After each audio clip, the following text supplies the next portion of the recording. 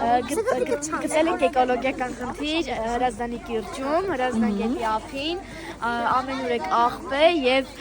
առնետներ են վազվզում ու շատ տհաճ է դա։ Որ հատվածում է, սով մի հատ ցույց տաս։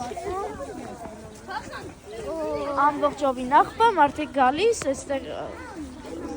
աղբը իրենց թափում գնում։ Իսկ որն է լուծումը այս խնդրին։ Պետք է մաքուր պահենք ու հավաքենք աղբը։ Էդի ձեզ։ Ապի դու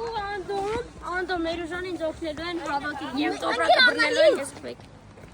Մերը